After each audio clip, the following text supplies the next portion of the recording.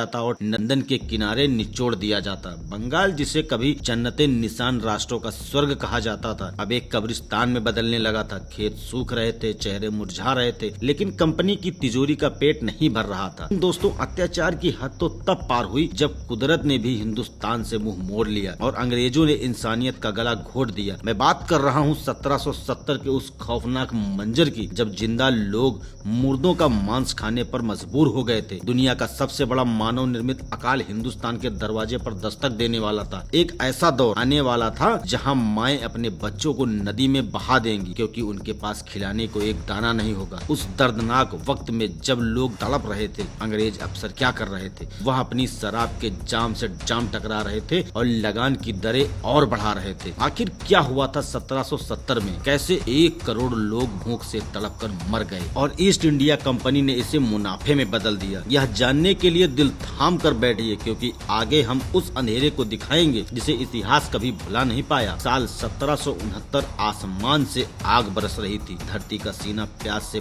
फट चुका था। बंगाल के किसान आसमान की ओर टकटकी लगाए देखे जा रहे थे, शायद एक बूंद बारिश की गिर जाए। कुदरत ने पानी रोक लिया था, लेकिन दोस्तों, इतिहास गवाह है कि अकाल सिर्फ सूखे से नहीं आता। अकाल तब आता है जब शासक राक्षस बन जाता है। 1770 की शुरुआत होते बंगाल में मौत का तांडव शुरू हो चुका था। इसे इतिहास में 76वें मंवंतर कहा जाता है। एक ऐसा दौर जिसे हंसते खेलते गाँव को शमशान बना दिया। आप सोच रहे होंगे कि बारिश नहीं हुई होगी, इसमें अंग्रेजों का क्या कसूर था? जिस वक्त खेतों में फसलें सूख रही थी, ईस्ट इंडिया कंपनी के गोदामों में अनाज सड़ रहा था, लेकिन कंपनी ने वह अनाज अपनी भूखी प्रजा को देने बजाय उसे ऊंचे दामों पर बेचना शुरू कर दिया। उन्होंने चावल को सोने से भी महंगा कर दिया। अंग्रेजों ने एक नियम बनाया, कोई भी किसान अपने लिए अनाज नहीं बचाएगा, पहले कंपनी का लगान चुकाएगा। सोचिए उस किसान की बेबसी जिसके घर में बूढ़े माँ बाप भूख से तड़प रहे हैं, बच्चे एक मुट्ठी चावल के लिए रो रहे हैं और अंग्रेज सिपाही उसके घर से वह आखिरी मटका भी छीन ले जा रहे हैं जिसमें उसने अगले साल के लिए बीज बचा कर रखे थे। जब अकाल अपने चरम पर था, तब मुर्शिदाबाद और बिहार की सड़कों पर लाशें बिछी थी। तब ईस्ट इंडिया कंपनी ने मदद के लिए लंगर लगाए नहीं, उन्होंने उस साल लगान को 10% और बढ़ा दिया। जी हाँ, आपने सही सुना। जहाँ लोग मर रहे थे, वहाँ कंपनी ने अपनी तिजोरियां भरने के लिए मरे हुए लोगों से भी टैक्स वसूलने की कसम खा ली थी। अंग्रेजों का तर्क था, अगर तुम्हारे पड़ोसी मर गए हैं तो उनकी जमीन का लगान अब तुम भरोगे। यह इंसानियत की हत्या नहीं तो और क्या? इतिहासकार विलियम हंटर ने अपनी किताब में लिखा है कि वह मंजर इतना खौफनाक था कि जिंदा लोग मुर्दों का मांस खाने पर मजबूर हो गए थे। नदियां आम लाशों से पट गई थी। गंगा का पानी लाल नहीं बल्कि सड़ा काला पड़ गया था, क्योंकि लाशों को जलाने के लिए लकड़ियां भी कम पड़ गई थी। कोलकाता में कंपनी के अफसरों ने पार्टियां कर रहे, वाइन पी रहे, लंदन की चिट्ठियां लिख रहे थे, इस साल हमारा मुनाफा पिछले साल से भी ज्यादा हुआ है। उस एक साल में सिर्फ बंगाल के अंदर 1/3 आबादी हिस्सा साफ हो गया था। 1 करोड़ लोगों की मौत का जिम्मेदार कोई वायरस या बीमारी नहीं, बल्कि ईस्ट इंडिया कंपनी की लालच थी। यह प्राकृतिक आपदा नहीं बल्कि एक मानव निर्मित नरसंहार था। अंग्रेजों ने न सिर्फ हमारा अनाज छीना, बल्कि उन्होंने हमारी खेती करने के तरीके को हमेशा के लिए बर्बाद कर दिया। उन्होंने किसानों को मजबूर किया कि वह अपने खेतों में धान या गेहूं नहीं उगाएं, बल्कि उगाएं जिससे कंपनी को मुनाफा हो। उन्होंने जबरदस्ती नील और अफीम की खेती करवाई। जरा सोचिए, क्या कोई भूखा इंसान नील खा सकता है? क्या अफीम से किसी का पेट भर सकता है? लेकिन अंग्रेजों को हिंदुस्तानी पेट की नहीं बल्कि अपनी जेब की चिंता थी। जिस जमीन पर सदियों से सोना उगता था, वहाँ अब अंग्रेजों ने जहर उगाना शुरू कर दिया था। 1770 का वह अकाल भारत की रीढ़ की हड्डी तोड़ने का पहला बड़ा हथौड़ा था। बंगाल जो कभी इतना समृद्ध था कि पूरी दुनिया को कपड़ा और अनाज बेचता था, अब भूख के मारे मांगने पर मजबूर हो गया था। लेकिन दोस्तों, यह तो सिर्फ कृषि की बर्बादी थी। अंग्रेजों की भूख अभी शांत नहीं हुई थी। अब उनकी नजर थी भारत की उस हुनर पर, उस उद्योग पर जिसके सामने ब्रिटेन की फैक्ट्रियां धूल चाटती थी। मैं बात कर रहा हूँ भारत के कपड़ा उद्योग की। आगे हम देखेंगे एक ऐसा सच जिसे सुनकर आपकी रूह कांप जाएगी। कैसे ढाका की मलमल बनाने वाले बुनकरों के अंगूठे काट दिए गए, कैसे अंग्रेजों ने भारत के करगदों को तोड़कर उसे लोहे की मशीनों का गुलाम बना दिया। तैयार हो जाइए आगे के भाग के लिए, जहां हम देखेंगे हुनर का कत्ल और उद्योगों की मौत। दोस्तों, एक वक्त था जब रोम की राजकुमारियों मुगल मुगल की रानियां सबसे पहली पसंद एक ही ढाका के मलमल। हमारे बंगाल के कारीगरों के हाथों में वह जादू था कि वह हवा को भी गांठ बांध सकते थे। कहा जाता है कि 6 गज लंबी पूरी साड़ी एक छोटी सी अंगूठी की बीच से निकल जाती थी। दुनिया इसे बुनी हुई हवा कहती थी। 18वीं सदी तक दुनिया में जितना कपड़ा बिकता था उसका 25% हिस्सा भारत से जाता था। यूरोप के बाजारों में भारतीय कपड़ों की दीवानगी थी। ब्रिटेन के कारखाने बंद होने की कगार पर थे क्योंकि कोई भी अंग्रेज भारत के रेशम और कॉटन के सामने अपना मोटा और खुरदुरा कपड़ा नहीं पहनना चाहता था। बस यही बात अंग्रेजों को चुभ गई। उन्हें समझ आ गया था कि जब तक भारत के कारीगर जिंदा हैं, मैनचेस्टर की कभी मिलें मुनाफा नहीं कमा पाएंगी। और फिर उन्होंने वह फैसला लिया जो इतिहास के माथे पर कलंक बन गया। ईस्ट इंडिया कंपनी ने तय किया कि भारत को अब कपड़ा बेचने वाला नहीं बल्कि कपड़ा खरीदने वाला देश बनाया जाएगा। सबसे पहले उन्होंने शुल्क की दीवार खड़ी कर दी। अगर भारत का कोई व्यापारी अपना कपड़ा ब्रिटेन में बेचना चाहता है तो उसे 80% तक टैक्स देना पड़ता था। यानी हमारा कपड़ा वहाँ इतना महंगा कर दिया गया कि कोई खरीद ही नहीं सके। अगर ब्रिटेन का मशीन से बना कपड़ा भारत आता तो उस पर 0 टैक्स था। इसे उन्होंने नाम दिया मुक्त व्यापार। लेकिन यह सिर्फ अंग्रेज के लिए मुक्त था, भारतीयों के लिए यह मौत का व्यापार था। लेकिन भारतीय कारीगर का हुनर इतना पक्का था, इतना टैक्स लगाने के बाद भी लोग भारतीय कपड़ा ही मांग रहे थे। जब अंग्रेजों से बराबरी नहीं की गई तो उन्होंने बर्बादी का रास्ता चुना। लोक कथाओं और कुछ ऐतिहासिक दस्तावेजों में एक ऐसा सच छिपा है जिसे सुनकर रूह कांप जाएगी। कहा जाता है कि जो बुनकर कंपनी के लिए काम करने से मना करते थे या जो अपना हुनर किसी और को सिखाते थे, अंग्रेज सिपाही उनके अंगूठे काट दिया करते थे। सोचिए उस दर्द को। एक कलाकार जिसकी पूरी दुनिया उसकी उंगलियों में बसी है, उसके हाथ को ही बेकार कर दिया गया ताकि वह दोबारा कभी वह जादुई कपड़ा न बुन सके। कंपनी के गुमस्ता गाँव में जाते बुनकर के करघे तोड़ देते, उनके घरों में आग लगा देते और उन्हें पीटा जाता। मकसद सिर्फ एक था, भारतीय उद्योग की रीढ़ की हड्डी को तोड़ना। नतीजा क्या हुआ? जो भारत सदियों दुनिया को कपड़ा पहनाता आ रहा था वह अब खुद नंगा हो गया था। हमारे खेतों में ही कपास कौड़ियों के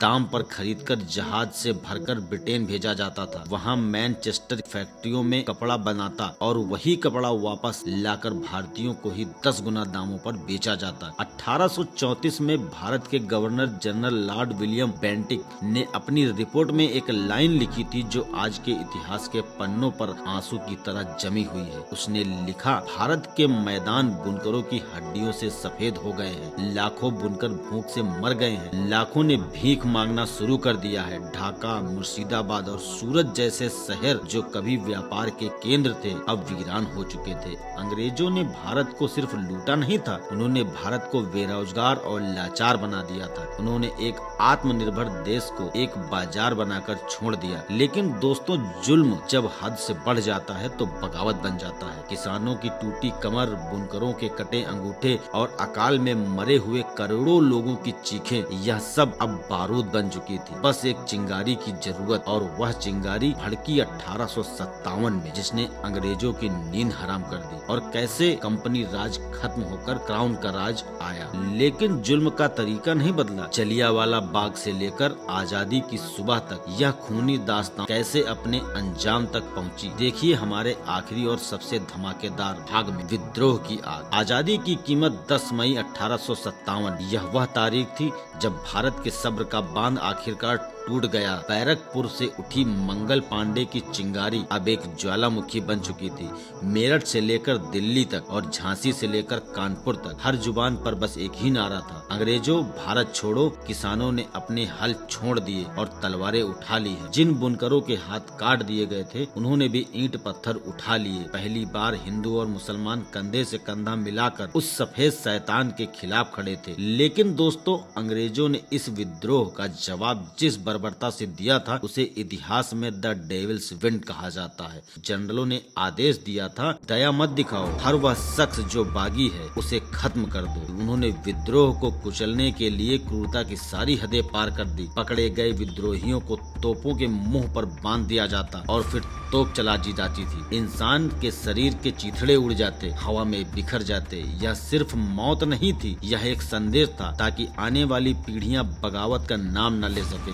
इतिहासकार बताते हैं कि ग्रैंड टैंक रोड पर मीलों तक ऐसा कोई पेड़ नहीं बचा था जिस पर हिंदुस्तानी की लाश न लटकी हो। हजारों गांवों में आग लगा दी गई, जिसमें बूढ़े, बच्चे और औरतें जिंदा जल गए। 1857 में खून की नदियां बहने के बाद लंदन में बैठी महारानी विक्टोरिया को लगा कि ईस्ट इंडिया कंपनी अब भारत को नहीं संभाल सकती। 1858 में कंपनी का राज खत्म कर दिया गया और भारत की बागडोर सीधे ब्रिटिश ताज के पास आ गई। अंग्रेजों ने कहा अब हम भारत का भला करेंगे, लेकिन क्या सच में भला हुआ? नहीं, लुटेरा बदल गया था, लेकिन लूटने का तरीका वही था, बल्कि अब लूट और व्यवस्थित हो गई थी। अंग्रेजों ने रेलवे बनाई, लेकिन भारतीयों के सफर के लिए नहीं, बल्कि इसलिए ताकि भारत के कोने कोने से अनाज और कच्चा माल जल्दी से जल्दी बंदरगाहों तक पहुंचाया जा सके और ब्रिटेन भेजा जा सके। और फिर आया 20वीं सदी का वह काला दिन, जिसने साबित कर दिया था कि अंग्रेजों के दिल में पत्थर धड़कता है। 13 अप्रैल 1919 जलियांवाला बाग, अमृतसर, बैसाखी का दिन था। हजारों निहत थे लोग, जिनमें औरतें, नन्हे बच्चे भी थे। शांति से सभा कर रहे थे, तभी वहाँ एक अंग्रेज अफसर आया, जनरल डायर। उसने बाग से बाहर निकलने का एकमात्र सकरा रास्ता अपने सैनिकों से बंद करवा दिया। उसने भीड़ को चेतावनी नहीं दी, उसने हटने को भी नहीं कहा। उसने बस एक शब्द कहा, गोली चलाओ। 10 मिनट तक लगातार 1650 राउंड गोलियां चली। जब तक सैनिकों की गोलियां खत्म नहीं हो गई, वो नहीं रुके। जमीन खून से लाल हो गई थी। लोग जान बचाने के लिए वहां मौजूद कुएं में कूदने लगे, लेकिन देखते ही देखते वो कुआं लाशों से भर गया।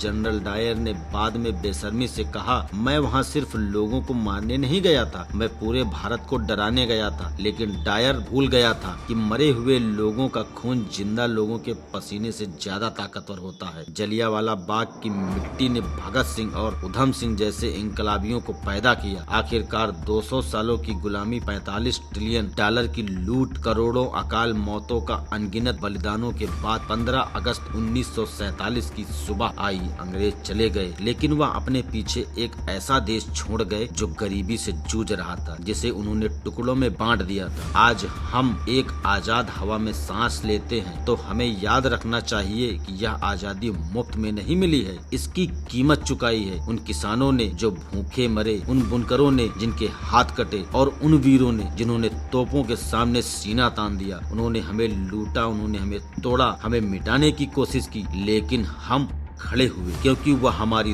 दौलत ले जा सकते थे, हमारा हौसला नहीं। सोने की चिड़िया फिर से उड़ान भर रही है और यह उड़ान अब कोई नहीं रोक सकता।